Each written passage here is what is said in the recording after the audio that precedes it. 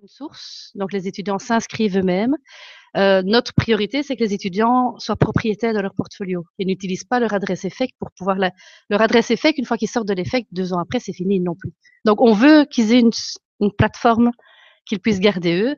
Folio for Me fonctionne très, très bien. Le seul problème qu'on a, c'est que c'est très lent et que ce n'est pas user-friendly. Alors là où on croyait que nos étudiants étaient nés avec... ah ben non. Et donc, on a dû mettre en place, et là, je me tourne vers ma collègue Brigitte qui est là, qui a, voilà, bon, si tu peux te montrer, voilà, et qui a elle, sué beaucoup pour comprendre d'abord cette plateforme. Il n'y a pas beaucoup d'aide, donc on s'y est mis, mais on y est arrivé. Et les étudiants, ils sont tous arrivés aussi. Ceci dit, on ne n'oblige plus Folio for Me. On l'a obligé l'année passée, mais on ne le fera plus. On voudrait que les étudiants choisissent eux-mêmes. En e-business, ils ont un peu utilisé ça et puis ils sont tous passés à Wix, création de site internet gratuit. Et cette année, c'est un débat entre profs, mais je pense que pas mal de profs vont laisser la liberté. À partir du moment où les étudiants trouvent un moyen de nous présenter ce qu'on leur demande et de garder électroniquement des traces et de construire leur identité professionnelle, on n'a pas envie d'imposer un système.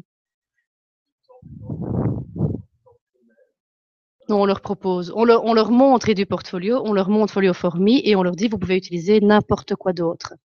Je suis même revenue à une version papier, moi, en dynamique de groupe. Je suis même revenue à une version tellement je trouvais que l'utilisation d'outils électroniques conditionnait et les freinait dans leurs possibilités, dans leur agentivité. Je trouve que c'est un frein énorme.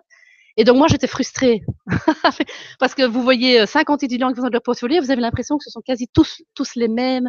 Je caricature, hein, mais, et je trouve qu'en version non électronique, ils peuvent être beaucoup plus créatifs.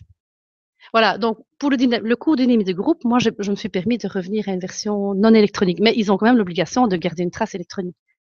Bon, ben voilà, quand c'est un cours qui vaut pas beaucoup de crédit, c'est gênant de demander double travail aux étudiants. Voilà, mais c'est un débat. Intéressant. Oui, intéressant. Et dans ceux qui utilisent des portfolios, il y en a qui utilisent plein d'outils différents. On a nos amis luxembourgeois avec Bob Bretter qui utilisent beaucoup Mahara, par exemple, aussi. Mais généralement, les équipes qui sont passées comme ça par plusieurs outils, on arrive à cette même décision de proposer un choix à l'étudiant, lui dire qu'il est libre de prendre ce qu'il veut, lui montrer quelques exemples de réalisation, mais dire aussi, bah voilà, nous, on ne soutiendra au niveau support, je dirais technique, qu'un seul des outils, ce sera Mahara par exemple, ou ici Folio for Me. Et puis pour le reste, si vous utilisez autre chose, alors vous vous débrouillez pour trouver du support, du soutien ailleurs, parce que nous, on ne peut pas vous garantir la résolution de tous vos problèmes techniques sur toutes les plateformes que vous pourriez choisir. Donc voilà, là, il y a des compromis à faire. Tout à fait. Une précision, en fait, Folio for Me, c'est la version gratuite de Mahara, donc c'est exactement la même chose. Si ce n'est que Mahara est géré en interne par les serveurs de la haute école. C'est ce qu'ils ont fait à Louvain-la-Neuve de nouveau. Donc là, il y a un support technique interne. Mais Folio for Me, c'est exactement la même chose, mais c'est juste open source. Voilà.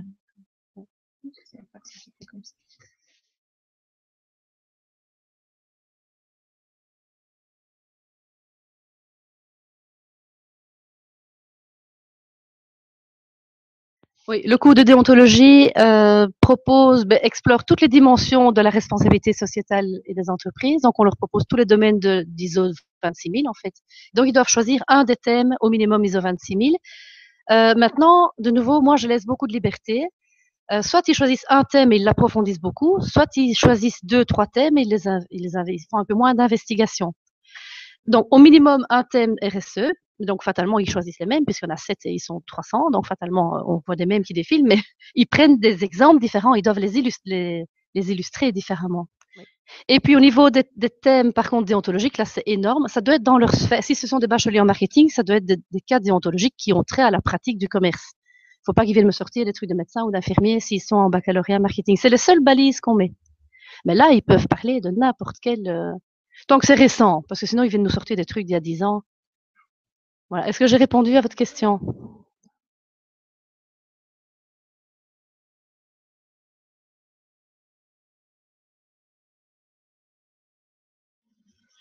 Ouais. On pose ici la question de la charge de travail pour les enseignants et pour les étudiants d'un dispositif tel que celui-là. Si ça va?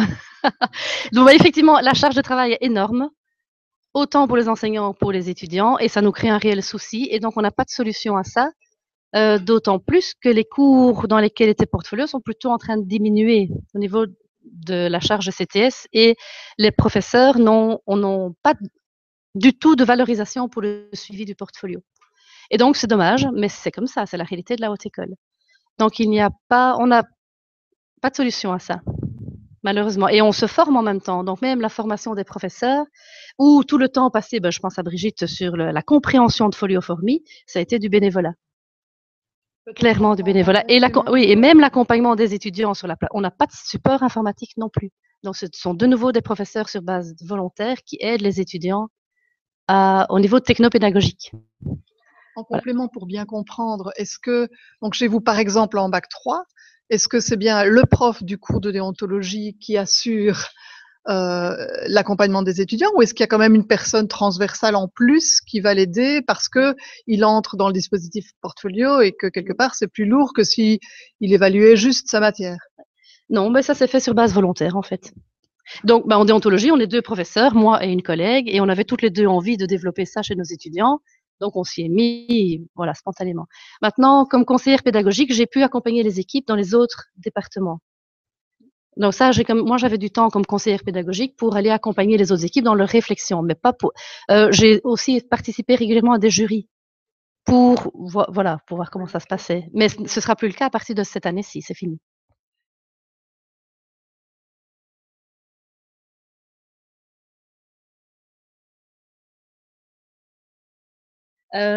Alors, on a les épreuves, on a commencé en 3e. En fait, on a commencé avec les professeurs de déontologie, donc 2 professeurs pour 300 étudiants. On est descendu en dynamique de groupe et puis on est descendu en commune. Donc, les équipes de première ont décidé de nous rejoindre et chaque équipe évalue ses étudiants. Mais ça, c'est vertical. Mais c'est vertical.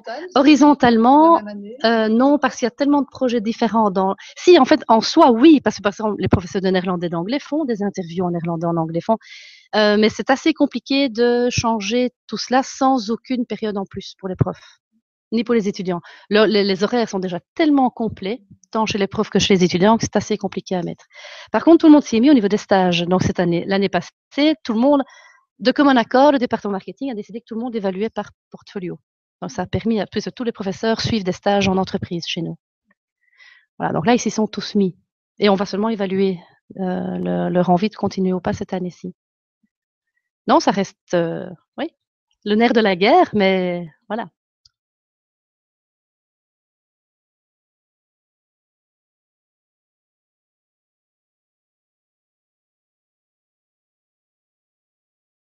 En fait, on leur conseille de s'inscrire LinkedIn et ce qu'on espère, c'est que d'avoir fait leur portfolio avec nous et le fait qu'on l'ait quand même corrigé, on leur demande de s'inscrire sur LinkedIn. Donc, on espère qu'au moins leur LinkedIn sera correct.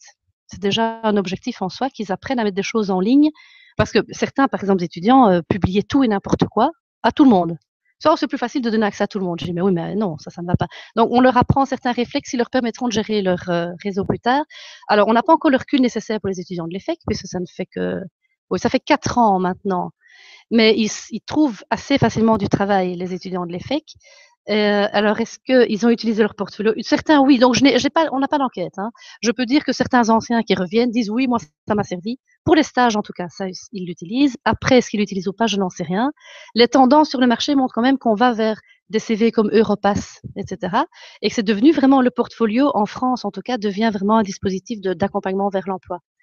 Alors, est-ce que ça va s'étendre chez nous? Est-ce que les organismes, les OISP, organismes d'insertion socio-professionnelle, vont favoriser ces pratiques-là? Est-ce que les employeurs vont l'utiliser plus que... Mais en tout cas, la trace numérique est quand même systématiquement tracée par les employeurs. Donc, si dans toutes les traces numériques que vous avez par rapport à vos prospects, à vos candidats, vous avez juste Facebook et toutes les fiestas, enfin, et si vous avez Facebook et un portfolio, Facebook de voilà. Oui, non, mais justement ça. Donc, effectivement, c'est difficile d'évaluer. On sent qu'il y a une tendance sur le marché de l'emploi. Maintenant, moi qui suis régulièrement avec des RH, etc., c'est quand même pas encore ça qui fait la différence. Mais c'est vrai qu'on googlise les candidats. On googlise les candidats et on voit ce qui sort. Si l'étudiant est bien référencé au niveau de son portfolio, c'est un plus pour lui. Mais alors quel est l'impact? Est-ce que ça a déjà été... Par contre, pour les étudiants du business, la réponse est très claire, ça oui. Parce qu'après, une fois qu'ils ont fait les feuilles, ils sont tellement contents. Mais la première promotion sort cette année-ci. Notre première promotion vient d'être diplômée. Donc, dans 5-6 ans, 5-10 ans, on verra.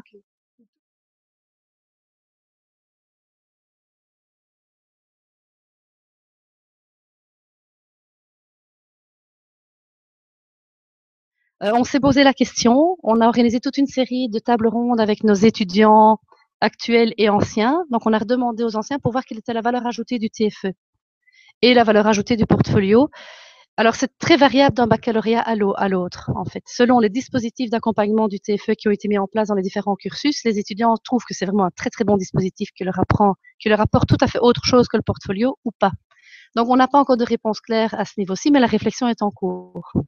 La seule chose, c'est que dans le TFE, il y a des objectifs pédagogiques bien spécifiques qui sont différemment du portfolio tel que nous, on le pratique. Donc, pour le moment, on a préféré favoriser le stage, en fait. Les crédits stages qui sont 18 crédits chez nous, alors que le TFE, c'est 12 crédits. Donc, pour le moment, on garde les deux à l'EFEC, mais c'est en pleine réflexion. On revoit notre grille troisième pour l'année prochaine, en fait. Au fur et à mesure de la réforme Marcours, on revoit nos grilles. Voilà. Donc, je n'ai pas de réponse plus précise. Pendant que François s'installe pour l'activité, je veux dire que nous, avec simplement la petite formation certificat qui ne fait que 10 crédits, mais quand même 10 crédits, les certificats, il y en aura certainement de plus en plus. Nous, l'évaluation se fait entièrement avec un portfolio qui joue le rôle de TFE. Enfin, c'est le travail intégrateur de fin de formation. Par ailleurs, ici en éducation à Liège, on se pose la question de diversifier les formes de TFE. Pour l'instant, c'est un mémoire relativement académique. On se pose réellement la question de la diversification, auquel cas moi j'irai évidemment vers un portfolio avec les groupes que moi j'accompagne, mais c'est en pleine réflexion. Il y a des universités dans lesquelles le TFE est le portfolio est le TFE. Donc, il n'y a plus de mémoire, c'est un portfolio à la place. De compétences, voilà. alors. De preuves, de développement de compétences. Donc, en lien direct, très étroit avec le référentiel. Et c'est un recueil de preuves, commenté évidemment, parce qu'une trace en elle-même n'est pas une preuve, évidemment. Voilà. On va peut-être d'ailleurs continuer la discussion avec la deuxième présentation qui sera dans la foulée de celle-ci. On remercie encore Muriel et on passe à votre activité.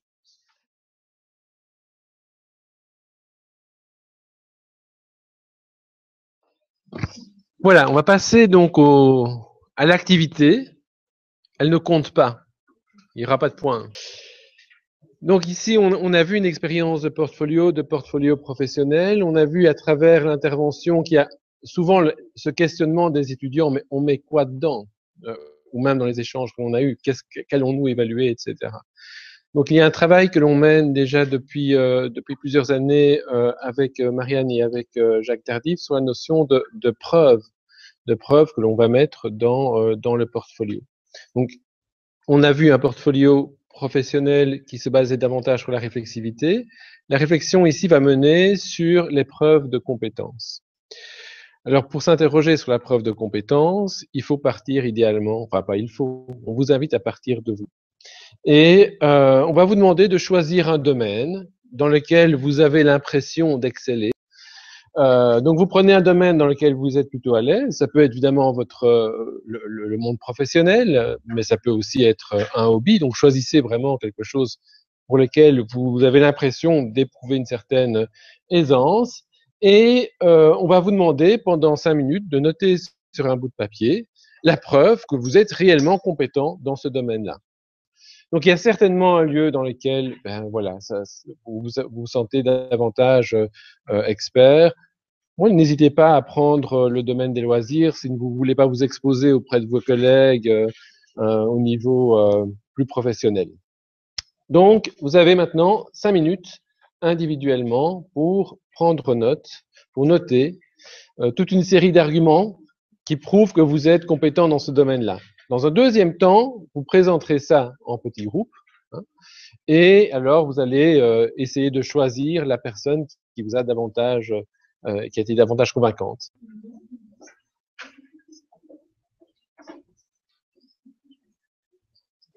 Alors voilà, je propose qu'on passe à la seconde étape. Alors comme vous êtes quand même relativement relativement nombreux par groupe, je propose que les personnes qui veulent présenter leurs preuves présentent leurs preuves, mais on n'aura pas le temps de faire chaque fois le tour de table complet. Donc en groupe, en petits groupes, 2-3 personnes présentent les preuves de leur développement de compétences dans un domaine en particulier. Et puis après avoir écouté ces 3 personnes-là, ces 3 ou 4 personnes, vous choisissez, il y a 10 minutes, 10 à 15 minutes maximum, vous allez simplement élire la personne qui vous a vraiment convaincu. Imaginez, vous avez 5 prétendus médecins devant vous, puis vous dites, bah, celui-là, je vais avec celui-là.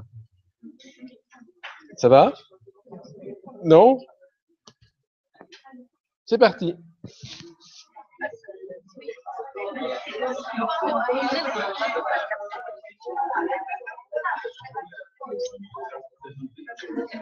Voilà, alors je vous invite à choisir votre champion. Voilà, alors on va devoir s'interrompre. Alors est-ce qu'il y a parmi vous, il y en a évidemment, une personne qui a été reconnue comme étant convaincante, oui? Et voilà, oui, une volontaire. Une personne simplement qui pourrait expliquer, oui. Donc mon domaine, c'est l'équitation et la randonnée équestre, où là, fatalement, j'ai des chevaux, je participe à l'élaboration de tracés sur les cartigènes ou sur les GPX pour des randonnées équestres. Je fais un petit peu de spectacle équestre également, où là, il y a moyen d'avoir des photos.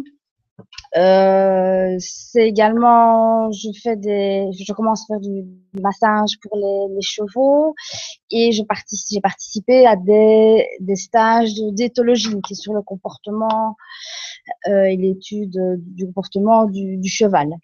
Voilà, enfin, je peux continuer, Okay. Pas de problème. Alors, est-ce que vous êtes convaincu?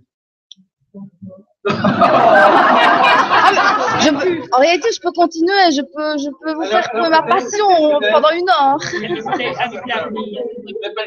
Quelle question avez-vous envie de poser? Qu'est-ce qui me le prouve? Voilà. Qu'est-ce qui prouve que vous faites des tracés de parcours, que vous donnez des stages? Non, j'ai pas dit que je donnais des stages. Hein, vous participez au stage d'éthologie, c'est pas ça? Oui, j'en fais. Enfin, vous en suivez? J'en suis. Vous en suivez, ok. Et vous participez à la création de randonnées. Voilà, ce que je peux faire, c'est peut-être aller chercher dans ma voiture peut-être une cartigène, un livre sur les massages équestres et équins. Ça, c'est tout de suite. Sinon, je peux donner des sites internet, 1 ou 2 sites internet. Je peux donner également l'adresse du spectacle équestre. Et chez moi, j'ai les cartigènes, les tracés GPX, et je peux donner également, des sites internet, quoi. Voilà, pour trouver. Voilà. Comment? D'organiser, hein. Non, si vous venez avec votre cheval, oui, je peux organiser quelque chose le week-end si vous le souhaitez. Voilà. Est-ce que vous êtes convaincu? Oui. Un peu plus, oui. Vous auriez besoin de quoi d'autre? De voir. Quelque chose de concret. De voir, oui. Témoignage. Oui,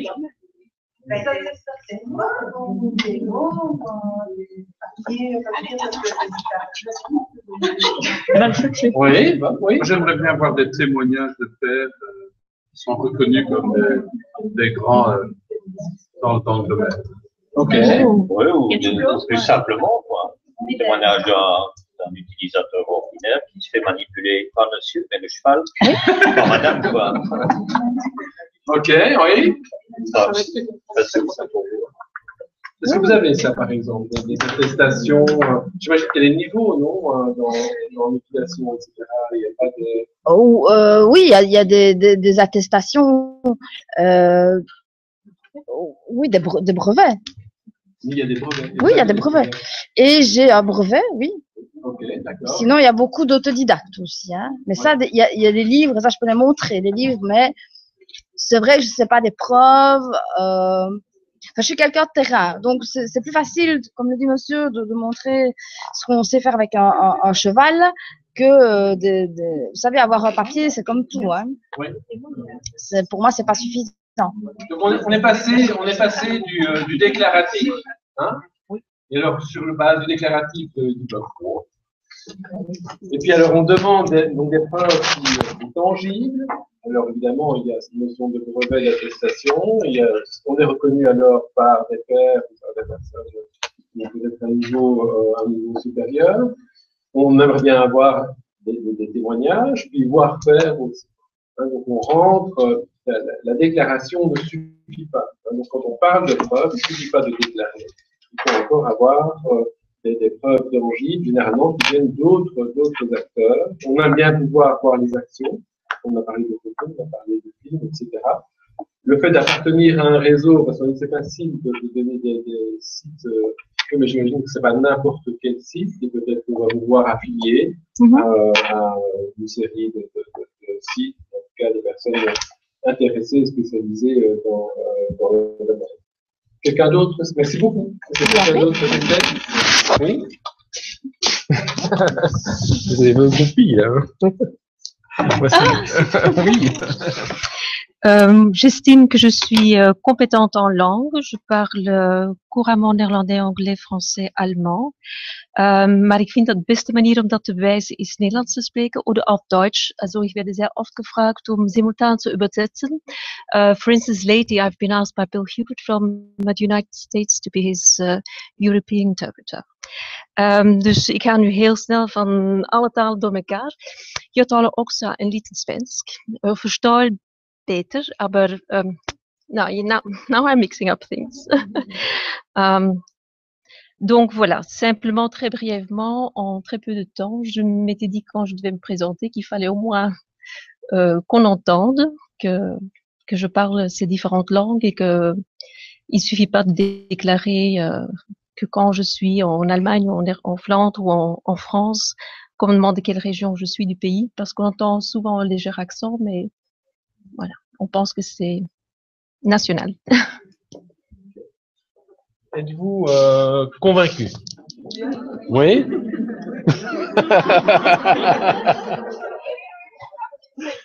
Allez, goed proficiat. Alors. Voilà, donc mais on a, je regardais Bob qui a une très bonne maîtrise de l'allemand là et voilà, est certifié. Ok, donc on pourrait encore continuer l'exercice. Peut-être simplement vous montrer un petit outil que l'on utilise. Alors cet outil n'a vraiment pas de prétention, si ce n'est que c'est un outil qu'on utilise avec nos étudiants et qui les aide vraiment. Alors, nos étudiants, ce sont des formateurs d'adultes et c'est un outil qui les aide vraiment à penser au type de traces qu'ils vont pouvoir rassembler et en faire des preuves de compétences. Donc, on leur pose souvent la question des acteurs. Les traces que vous nous apportez, elles viennent de qui? Alors, les premières traces qui nous ont été apportées, c'était des traces déclaratives. Donc, c'est l'intéressé qui a apporté une trace. Et puis, très vite, on voit bien qu'on n'est pas assez convaincu. Il faut que l'on ait des traces qui viennent de pairs ou de formateurs, etc. Puis, comme nous travaillons sur la notion de compétence, on travaille aussi sur les composantes de la compétence. Donc, c'est les traits caractéristiques avec lesquelles on va mener l'action professionnelle. Est-ce que l'on a, à travers les preuves, ces caractéristiques, ces qualités avec lesquelles la personne mène son savoir-agir, mène sa compétence? On leur dit aussi de s'interroger sur les moments d'action. Et on a vu ici, on a eu plusieurs moments d'action. On a la préparation du chemin équestre, puis après, il y a le moment où on fait le chemin équestre, puis on pourrait avoir donc ça, c'est le pendant. Et puis l'après, les gens sont contents ou pas du chemin qui leur a été proposé. On leur demande aussi de s'interroger sur les situations professionnelles. Ici, avec le deuxième témoignage, et clairement, je dirais, les personnes qui sont un peu familiarisées avec les accents des différentes langues se disent « Waouh, ça va, quoi. La personne maîtrise bien. » Maintenant, on pourrait aller plus loin et dire « Mais tiens, mais dans telle situation professionnelle, est-ce que la personne éprouve autant d'aisance dans la langue française ou néerlandaise et ainsi de suite. » Et puis on leur dit, essayez de varier les traces, vous les avez évoquées, donc il y a des traces écrites, il y a des attestations, il y a des photographies, enfin, varier les types de traces, et puis alors aussi, vous pourriez réfléchir aux critères d'évaluation, mais ça, on les verra par après. Donc vous pouvez déjà simplement ici Ça permet, nous, à nos formateurs de s'assurer qu'ils varient bien les traces et qu'ils ont bien une multitude de traces qui pourraient être significatives de leurs compétences. Donc, c'est un petit outil. Il est disponible en ligne. Chacune des faces est détaillée dans l'article qu'on avait présenté avec Marianne et Jacques Tardif à l'IPU de Mons. Voilà. Merci en tout cas beaucoup à nos deux championnes.